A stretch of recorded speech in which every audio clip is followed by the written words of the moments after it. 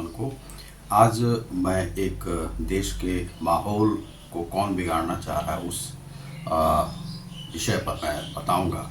क्योंकि कल जो है लगभग दोपहर के आसपास नूह में जो है एक घटना घटी, जिसमें कि हिंदू मुसलमान में दंगे शुरू हो गए और एक शांति प्रिय रूप से वहाँ पर नूह जो हरियाणा में है मेवात क्षेत्र पड़ता है, उस क्षेत्र में जो लोग जा रहे थे, बजरंग दल के कुछ लोग थे जो जा रहे थे वहाँ पर अपना जो सोमवारी जो मेला होता है उसमें अभिषेक के लिए जा रहे थे। उन पर जो है सो मुसलमानों की बस्ती में, क्योंकि वहाँ पर 80% जो है लोग मुस्लिम हैं, उन लोगों ने पत्थरबाजी की, उसके बाद आगजनी की घटना घटी। उन विषय में दूसरा है कि बनारस में और कुछ और स्थानों पर ये दंगा जो हुए हैं उसी विषय में बताऊंगा कि ऐसा क्यों हो रहा है। यह 2024 के पहले का यह सारा ट्रेलर है और जिसमें कि ऐसा लगता है कि देश में कुछ साजिश रची जा रही है, जो कि सभी वायरल वीडियो के कारण से हो रहा है ऐसा। और वायरल व्हाट्सएप मैसेज होता है और उस आधार पे ये किया जाता है। ये सोशल मीडिया को जो है कोई दुरुपयोग उसका उठा रहा है। जैसे कि मणिपुर में हुआ तो मणिपुर में भी हिंसा इसी प्रकार से भड़की थी और ऐसा लग रहा था कि मणिपुर में कुछ लोगों ने हिंसा को भड़काया, जो कि अब वहाँ थमने का नाम नहीं ले रहा है। सीबीआई हालांकि वहाँ पर पहुँच गई है। इसी प्रकार से बनारस में हुआ और बनारस में शिया सुन्नी जो दंगे हैं वहाँ पर हुए और वहाँ पर एक अभी मामला चल रहा है ज्ञानवापी का। तो ज्ञानवापी का जो है वह मामला जो कोर्ट में फंसा हुआ है वह अब आने ही वाला है। उसका 3 अगस्त को आ जाएगा उसका फैसला।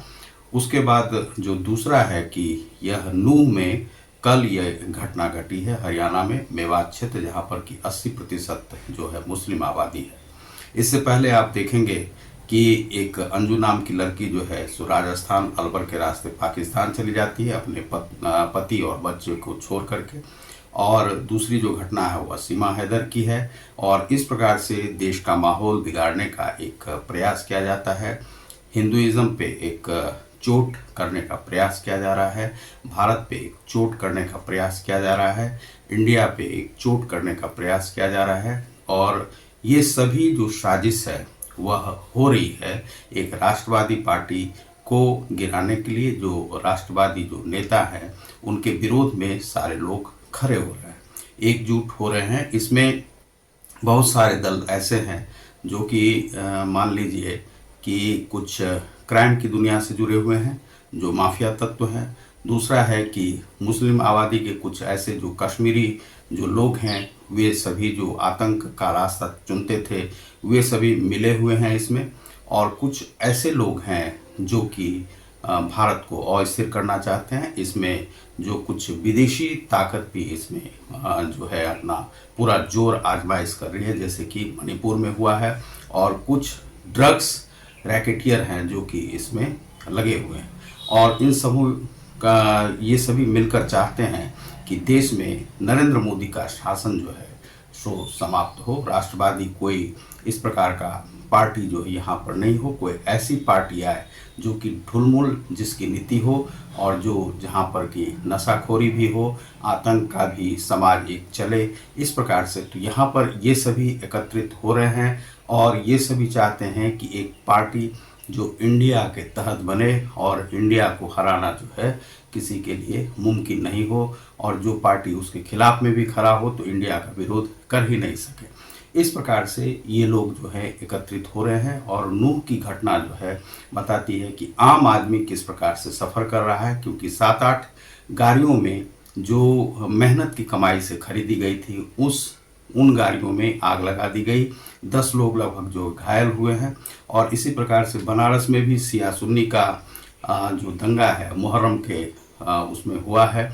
तो यह होना नहीं चाहिए, लेकिन यह हो रहा है और स्थिर करने का प्रयास किया जा रहा है।